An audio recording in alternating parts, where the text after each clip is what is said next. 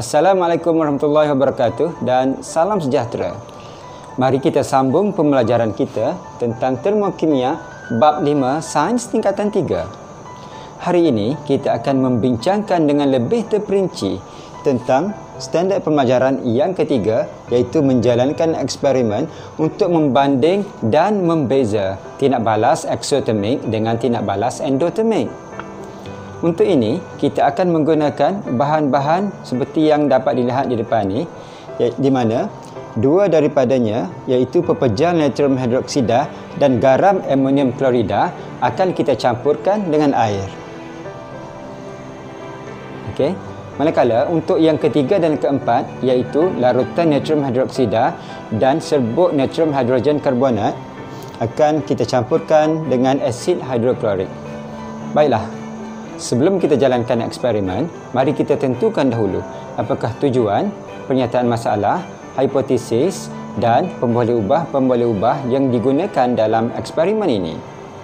Tujuan, membanding dan membeza antara tindak balas eksotermik dengan tindak balas endotermik. Pernyataan masalah, apakah persamaan dan perbezaan dalam tindak balas eksotermik dan tindak balas endotermik?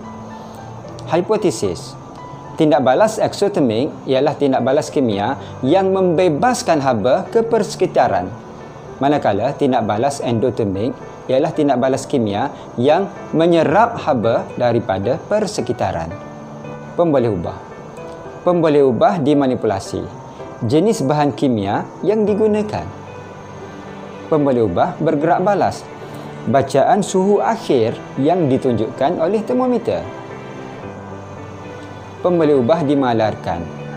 Isi padu air, isi padu asid dan jenis bekas yang digunakan. Bahan dan radas yang digunakan dalam eksperimen ini. Bahan: air, pepejal natrium hidroksida, garam amonium klorida,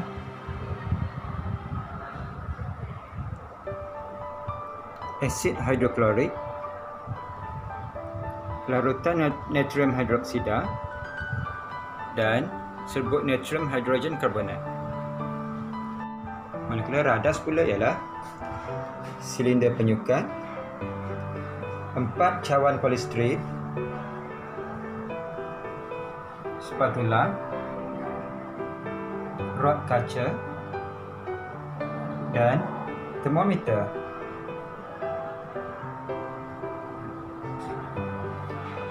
Jadual yang akan digunakan untuk mencatat pemerhatian dalam eksperimen ini,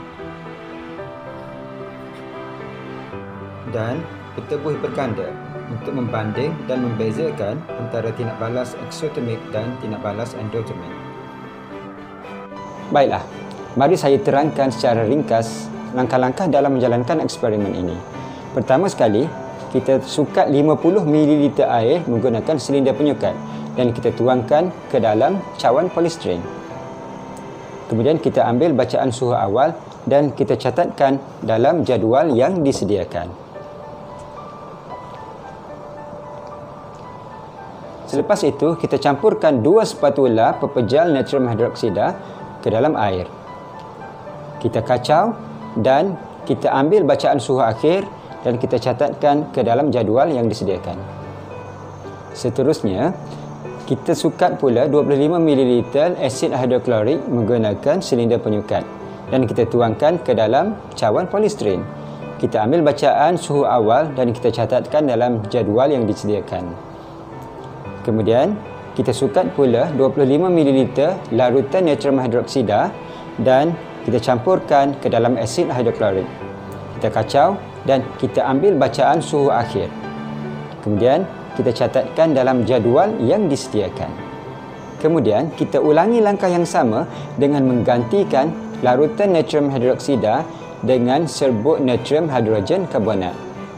Untuk keempat-empat tindak balas ini, kita nak lihat perubahan suhunya, sama ada ia mencapai suhu maksimum ataupun suhu minimum.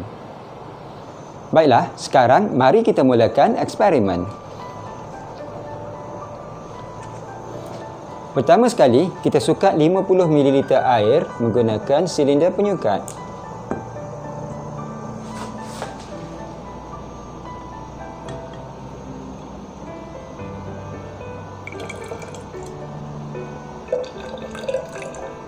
Okey. Sekarang kita dah dapat 50 ml air. Kita tuangkan ke dalam cawan polistiren.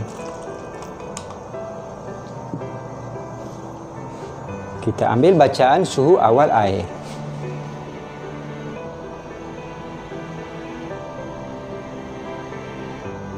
Okey, kita dapat 28 darjah Celsius. Kita tandakan dalam jadual yang disediakan. Sekarang kita masukkan 2 spatula pepejal natrium hidroksida ke dalam air. 1, 2.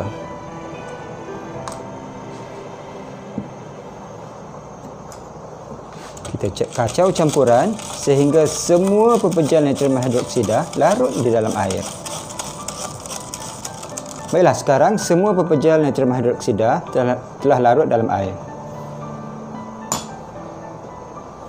Kita ambil bacaan suhu akhir.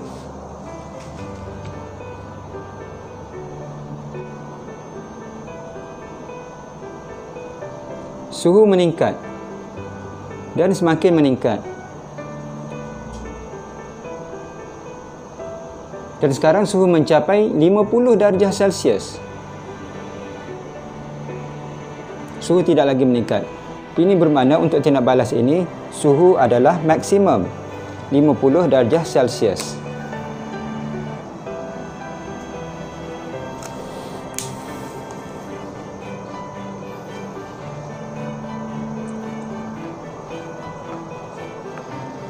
Okey.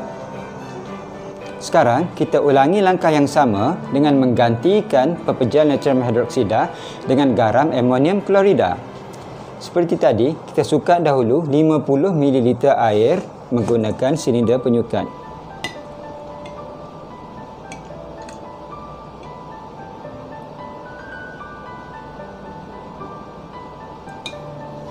Okey, 50 ml air. Sekarang kita tuangkan ke dalam cawan polistiren. Kita ambil bacaan suhu awal air.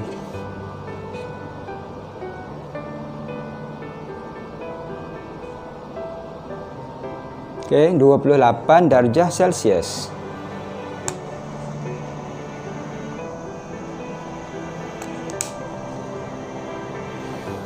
Sekarang kita masukkan 2 spatula garam amonium klorida.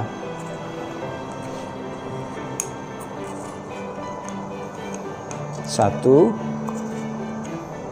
2.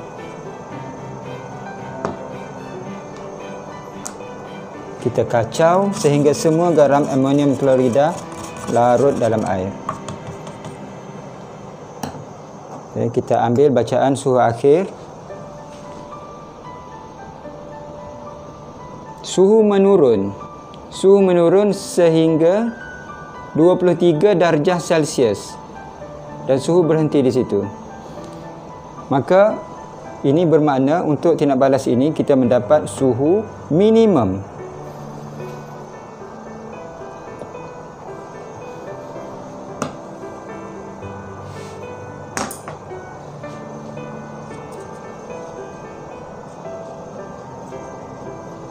Okey.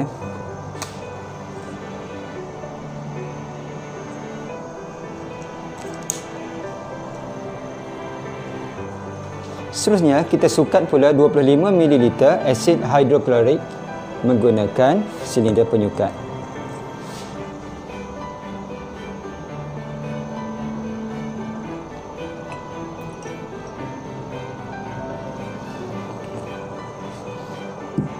Kita tuangkan ke dalam cawan polistiren.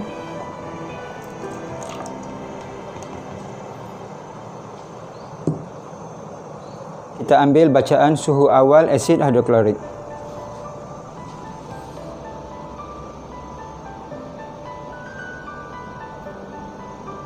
.28 darjah Celsius.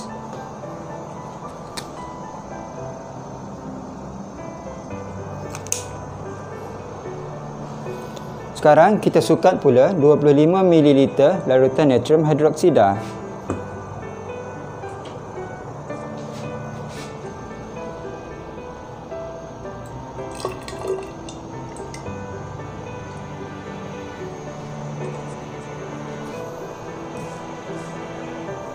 Kita tuangkan ke dalam cawan polistiren yang mengandungi asid hidroklorik tadi.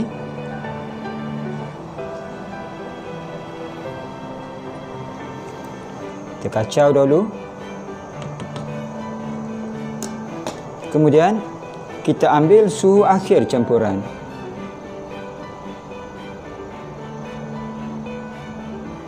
Suhu semakin meningkat nampaknya. Okay, suhu berhenti meningkat pada 32 darjah Celsius. Maknanya untuk tindak balas ini kita mendapat suhu maksimum 32 darjah Celsius.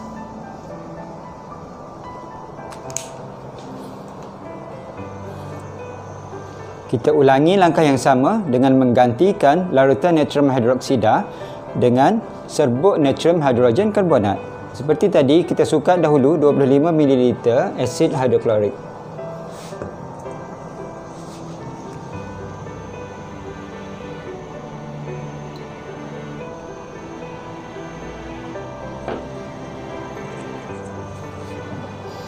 Kemudian kita tuangkan ke dalam cawan polistiren.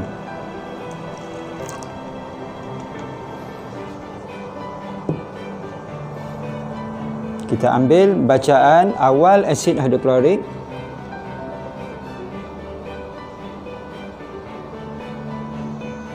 Okay, 28 darjah Celsius.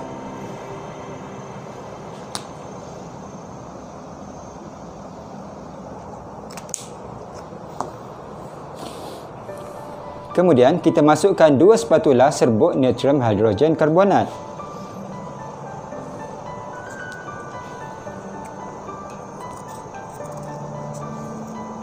Satu, dua.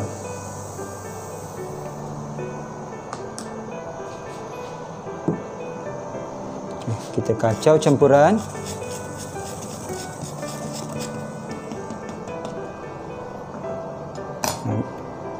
Dan kita ambil suhu akhir campuran.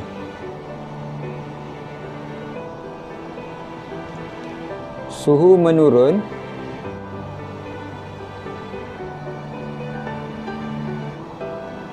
Suhu menurun sehingga 24 darjah Celsius. Maknanya untuk tindak balas ini kita mendapat suhu minimum iaitu 24 darjah Celsius.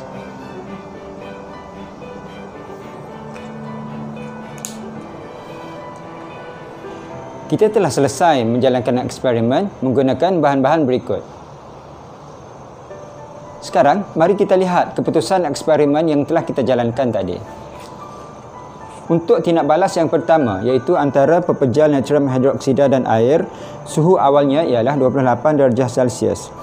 Selepas tindak balas, suhu meningkat sehingga mencapai maksimum 50 darjah Celsius.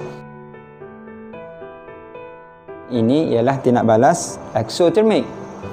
Untuk tindak balas yang kedua, iaitu antara garam amonium klorida dan air, suhu awalnya ialah 28 darjah Celsius. Selepas tindak balas, suhu menurun sehingga minimum 23 darjah Celsius. Ini ialah tindak balas endotermik. Untuk tindak balas yang ketiga, iaitu antara asid hidroklorik dan larutan natrium hidroksida, suhu awalnya ialah 28 darjah Celsius. Selepas tindak balas, suhu meningkat sehingga mencapai maksimum 32 darjah Celsius. Ini ialah tindak balas eksotermik. Manakala untuk tindak balas yang terakhir, iaitu antara asid hidroklorik dan natrium hidrogen karbonat, suhu awalnya ialah 28 darjah Celsius dan selepas tindak balas, suhu menurun sehingga minimum 24 darjah Celsius. Ini ialah tindak balas endotermik. Daripada keputusan eksperimen ini, Bolehlah kita banding dan bezakan antara tindak balas eksotermik dan tindak balas endotermik menggunakan peta buih berganda ini.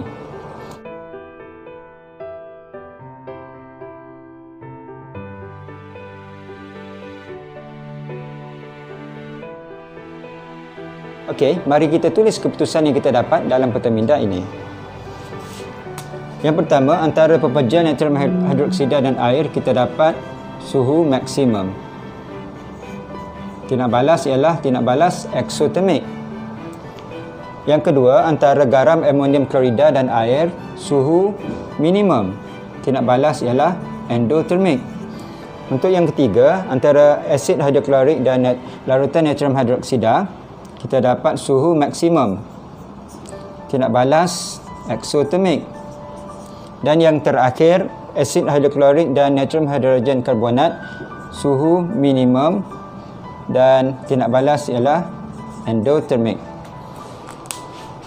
Okey, sekarang kesimpulan eksperimen ini, adakah hipotesis diterima? Ya, hipotesis diterima. Tindak balas eksotermik ialah tindak balas kimia yang membebaskan haba ke persekitaran, manakala tindak balas endotermik ialah tindak balas kimia yang menyerap haba dari persekitaran. Baiklah, sekarang mari kita banding dan bezakan antara tindak balas eksotermik dengan tindak balas endotermik menggunakan peta buih berganda. Perbezaan yang pertama ialah tindak balas eksotermik membebaskan haba ke persekitaran. Yang kedua, suhu termometer meningkat. Yang ketiga, suhu persekitaran meningkat. Yang keempat, kandungan tenaga bahan tindak balas tinggi. Dan yang kelima, kandungan tenaga hasil tindak balas rendah. Manakala untuk endotermik, yang pertama, menyerap haba dari persekitaran. Yang kedua, bacaan termometer menurun. Yang ketiga, suhu persekitaran menurun. Yang keempat, kandungan tenaga bahan tindak balas rendah. Dan yang kelima, kandungan tenaga hasil tindak balas tinggi. Manakala persamaan, yang pertama, kedua-dua tindak balas eksotermik dan endotermik merupakan tindak balas kimia. Yang kedua, kedua-dua tindak balas eksotermik dan endotermik melibatkan perubahan suhu. Yang ketiga, kedua-dua tindak balas eksotermik dan endotermik melibatkan perubahan haba. Okey. Dapat semua?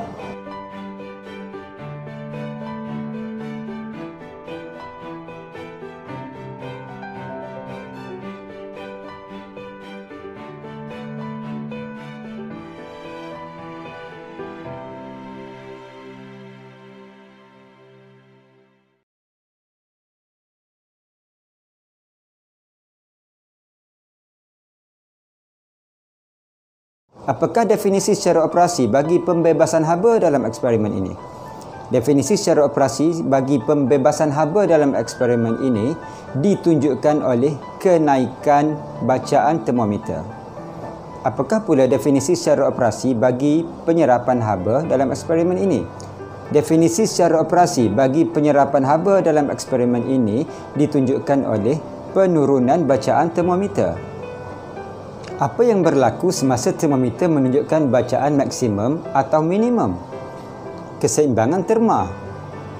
Keseimbangan terma ialah keadaan di mana pemindahan haba dari objek yang bersuhu tinggi ke objek yang bersuhu rendah adalah sifar. Semasa termometer dimasukkan ke dalam hasil tindak balas, bacaan termometer meningkat. Dalam kes ini, objek bersuhu tinggi ialah hasil tindak balas, manakala objek bersuhu rendah ialah termometer. Haba berpindah dari hasil tindak balas ke termometer sehingga kedua-duanya mempunyai suhu yang sama. Setelah itu, haba tidak lagi berpindah. Pemindahan haba adalah sifar. Kedua-dua objek berada dalam keseimbangan terma. Ini menunjukkan haba dari hasil tindak balas dipindahkan ke termometer. Selepas beberapa ketika, suhu tidak lagi meningkat, iaitu mencapai tahap maksimum. Pada masa itu, keseimbangan terma dicapai, di mana pengaliran haba dari hasil tindak balas ke termometer adalah sifar. Apa yang berlaku semasa termometer menunjukkan bacaan minimum? Dalam kes ini, objek bersuhu tinggi ialah termometer, manakala objek bersuhu rendah ialah hasil tindak balas. Haba berpindah dari termometer ke hasil tindak balas sehingga kedua-duanya mempunyai suhu yang sama. Setelah itu, haba tidak lagi berpindah. Pemindahan haba adalah sifar. Kedua-dua objek berada dalam keseimbangan termo. Apabila termometer dimasukkan ke dalam hasil tindak balas, haba dari termometer dipindahkan ke hasil tindak balas. Ini ditunjukkan oleh bacaan suhu termometer yang menurun. Semasa bacaan termometer pada tahap minimum, pengaliran haba dari termometer ke hasil tindak balas adalah sifar. Pada masa itu, keseimbangan terma dicapai.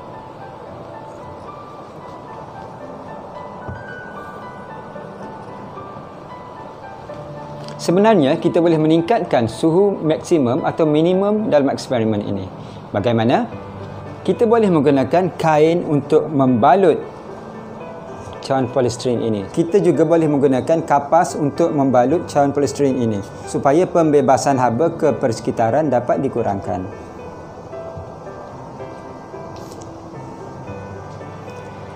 Sekian saja perkongsian kita untuk kali ini. Saya ucapkan selamat maju jaya kepada semua yang menonton video ini. Jumpa lagi dalam video-video yang lain pula. Assalamualaikum warahmatullahi wabarakatuh dan salam sejahtera.